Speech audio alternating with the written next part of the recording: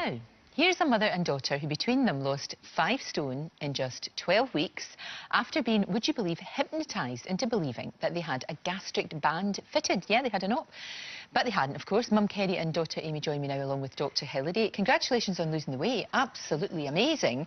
But what an extraordinary story. So now, it kind of started, didn't it, Kerry, because you had a heart attack, didn't you? Yes, I did. You were overweight, not looking after yourself as much as you should. That's right. And that was a big wake-up call, wasn't it? It was a big wake-up call. At the age that I was, and with the family and the grandchildren, I knew that something had to be done. No, absolutely. What age are you just now? 51. 51. You're a mere stripling. Same age we are.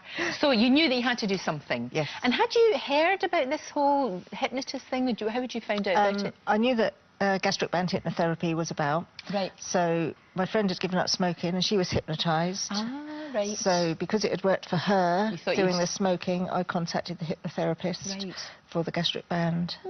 And we went from there. Because did you not fancy going down the road of an operation? Because it's a big deal, you know, and nobody should do that lightly. Couldn't afford £8,500. Ah, there is always that, isn't there? Because that's the thing about this. I mean, it's not inexpensive, it's not cheap, but it's an awful lot cheaper than £8,500, for goodness sake.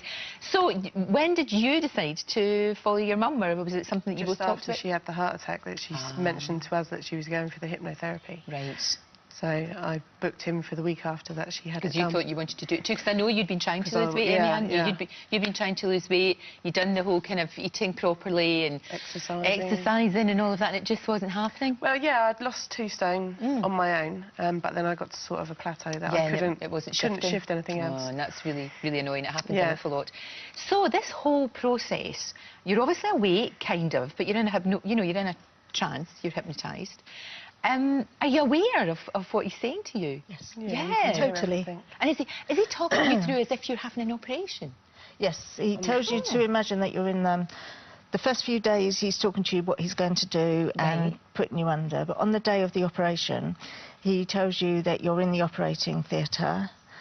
He's going to do some keyhole surgery. Right. And he talks you through the whole thing that he's doing, how he puts some CO2 in your stomach to blow it up, to be able to get in there and tighten the band. So it's all in there. So he's saying that. Did you feel pain when you woke up? Did you feel as if you'd had an operation? It doesn't touch you or anything. Right. So it's not that graphic then. No, that's quite pain, good. There's no scar and there's no pain, so that's good. But did you feel right away that you didn't want to eat as much? Yes, the first 2 days you have to have just liquid, like you would if you've had... Oh, OK, so it's like the post-op care. Yes. And then for 2 weeks after that you have to eat baby food, mooly food, to give it time to heal. Right. And then after that, you go on to the really small portions of normal eating. But Amy, in your head, you know that you've not had this operation, so I find it astonishing that it works, because you know you didn't. Yeah, it is. Yeah, he hypnotised me out of bread, chocolate and crisps. So ever since the day that he hypnotised me on there, it was before the operation, I haven't touched bread, chocolate or crisps. Oh, that's amazing. I look at it all and think, that's nice, looks nice. Yeah, but I don't get that urge to eat it. Right, so you're eating far, far smaller portions. Yeah. And I'm not eating the bread and the chocolate and the And crisps. how much have you lost, both of you? With the hypnotherapy, I've just lost 3 stone now. 3 stone? Yeah. That's fantastic. And I've lost just over 2.5. That's amazing. You must feel so much better. We do. How long does this last, though, do you think? Did he say? It's for life. Oh, right, OK. Do you have to go and get topped up? He says you can, but you don't have to. It's not what you have to do. It's amazing, isn't it, Hilary? An awful lot cheaper, you know, and we know that there's this chap at the moment that's suing the NHS, isn't it? Because he wants a gastric band operation, and he's suing them. It's a guy called Tom Conliffe. He weighs 22 stone, and he's not considered by the NHS fat enough to get the band, so he's suing them. So maybe this is the road we should go down with him. Well, I mean, it's a much safer procedure, isn't it? And it's much less expensive.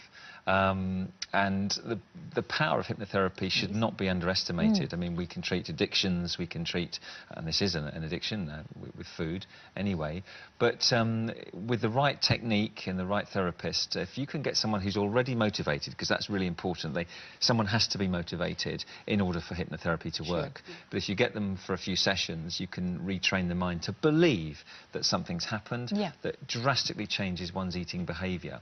Now, you asked a very important question, how long does it last? And the question is, we don't know yet. Hopefully it will last forever, better, because having lost the weight, you're more motivated to continue and maintain it. Of course.